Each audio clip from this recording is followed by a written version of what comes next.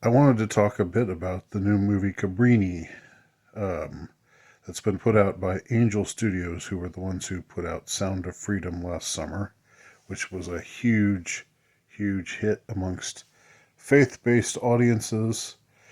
And it was about child trafficking, and therefore the elites, the Lugan press, all of the normal, usual suspects all said, "This is QAnon propaganda," but it really wasn't. It wasn't about QAnon stuff at all. It was just about child trafficking, and it showed it to be a bad thing, and that was, really that's considered edgy, I guess, these days by our wonderful um, neoliberal men and women in charge.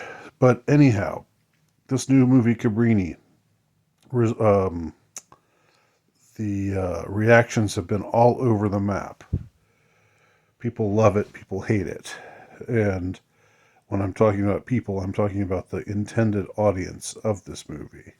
Now, there's something a little bit um, uh, iffy about the fact that this movie was made by Angel Studios in the first place. Angel Studios is, as I understand it, Mormon affiliated, um, and Cabrini is about a Catholic saint.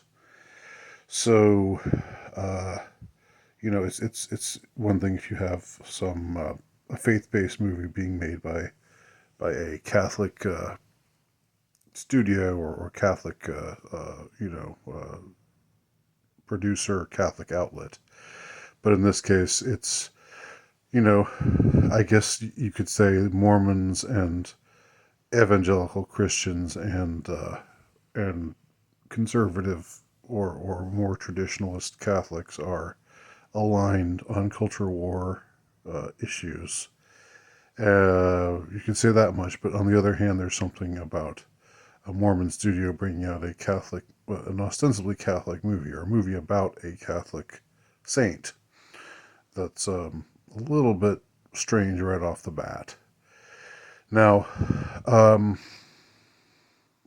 uh, some people are saying, I mean, it's weird. I mean, I'm reading things from people whose I don't know whose theology I respect, even if I don't know so much about their their movie their taste in movies.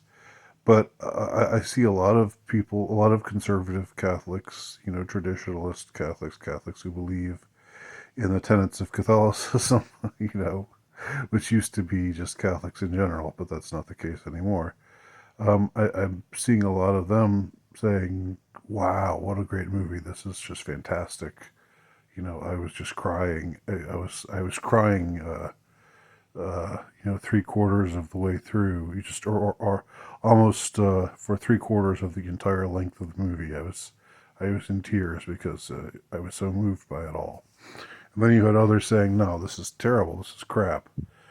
Um, just to be my regular wishy-washy self, I'm going to put myself somewhere in the middle. How about that? Um, I think there are things to admire about this movie. I think it's well filmed. It recreates what late 19th century, early 20th century New York fairly convincingly. I think the performances are strong. I think whoever plays Mother Cabrini, the lead, is very good in her role. You know, very Italian, very passionate, very uh, you know, never say die, uh, kind of person. And that's all great. That's all well and good. But I would also say that I agree with those. Sorry about my nose hair there. I think that was a little might have been a little distracting. Uh, um, there are those who criticize this movie because they say that it's feminist. They think that it's overly that there's something feminist about it, and I tend to agree. Now, I think that the makers of the movie even marketed it as a feminist film.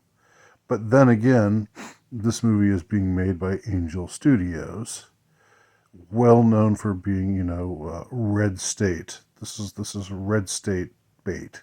This movie is, and so of course they don't have anything much to lose by saying something like that. By saying, well, actually, this is a feminist movie. They they think, I guess, the strategy is we'll pull in some of the people who wouldn't necessarily be aligned with our take on politics and culture, but who uh, who might be less unsympathetic to us than some staunchly dyed in the wool Jewish satanic atheist out there. Um, and Yeah, and as far as that goes, I don't know. As far as a marketing ploy goes, I'm not sure what whether that works or not. Um, I would say that if you're going for a, a, a particular, I think the best way to market a movie is to make a movie that is for an intended audience.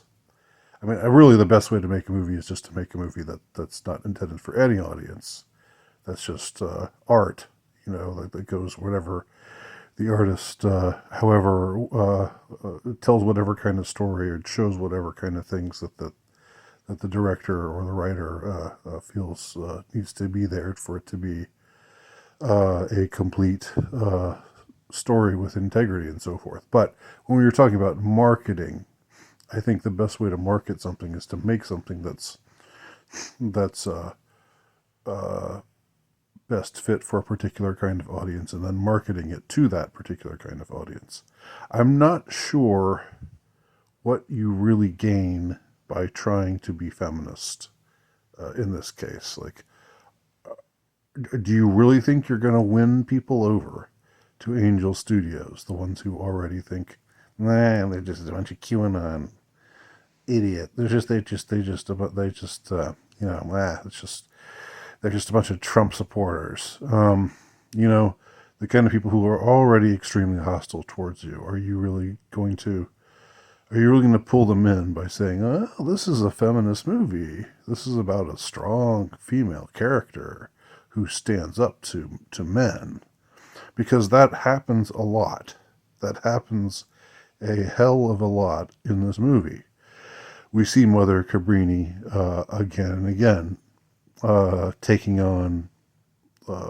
She takes on the bishop. She takes on a papal emissary. She challenges the Pope himself. Um, we see her square off against powerful men over and over and over again. And she's never exactly disobedient, but she's somebody who, if you tell her no, she's just going to keep asking. She's just going to keep asking until she wears you down and you finally say, okay, okay. Um, which I can, kind of respect. I mean, it's kind of an endearing trait in a way. Um, but I think there is something about, like her talking to these powerful churchmen and them being rude to her and them being condescending with her and one of them something that gets repeated a couple times is you need to you need to learn to stay in your place, and the context for that is she initially has this order going in her native land of Italy, and the bishop or whoever it is, the papal emissary, says, you need to learn to stay where you belong, which means stay amongst your own kind in your own country. But it's meant to have this resonance to it of like, oh, women should stay in their place. But here's a woman who's going to challenge that. She's going to smash the patriarchy.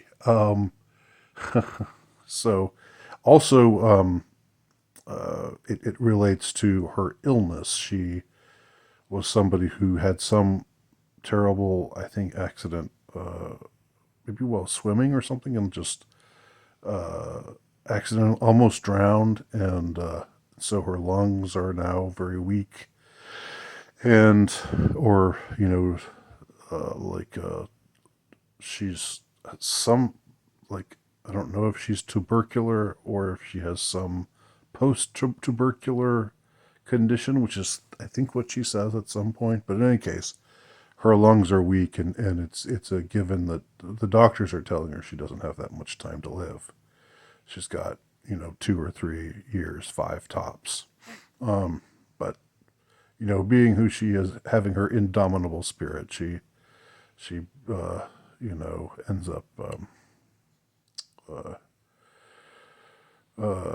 surprising everyone and defying all the odds.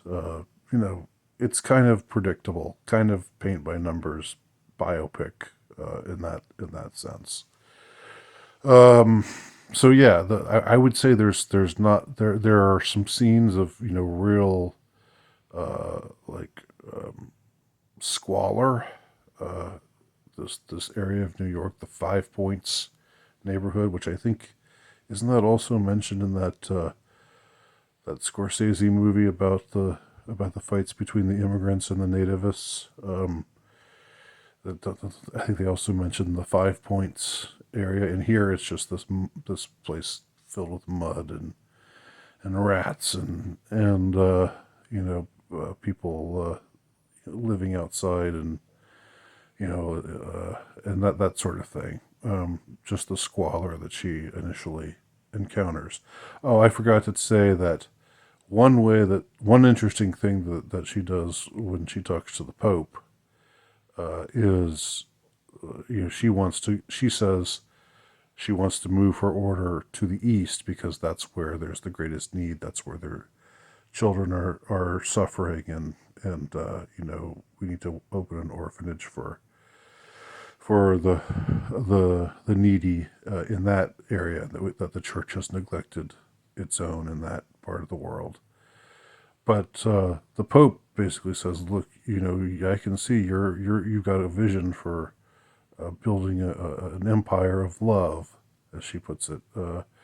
Your vision for your empire, quote unquote, is going to be something that's big enough to for the whole world. So instead of starting in the east, why don't you start in the west?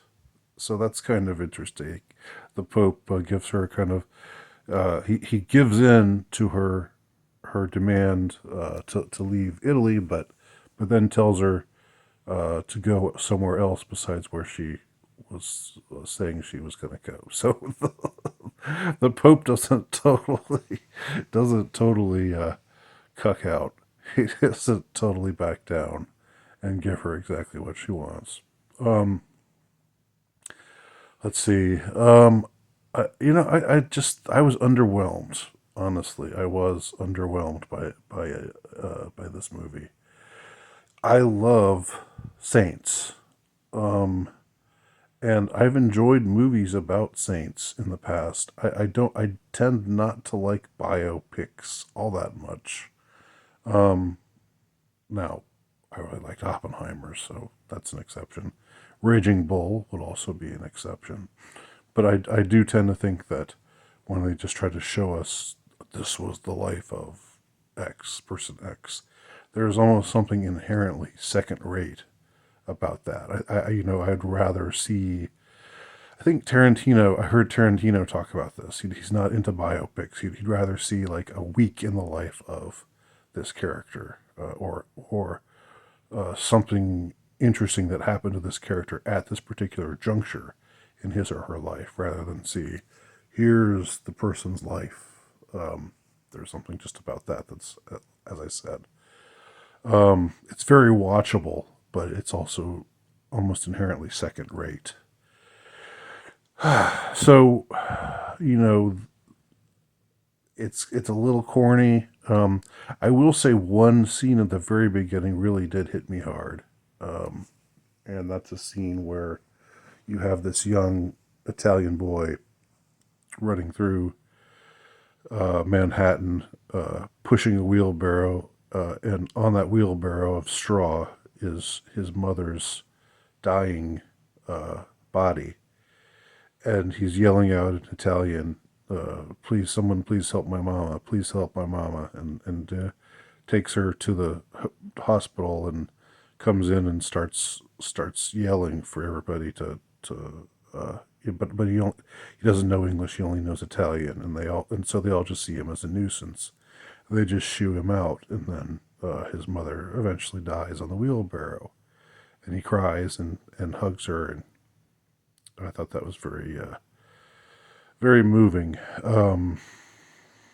I have personal reasons for being moved by that recent uh, events in my own life, but yeah, I think I would have found it powerful anyway. But I think that there are uh, a few scenes like that have legitimate power, and there are others that just kind of go for your tear ducts a little bit too much.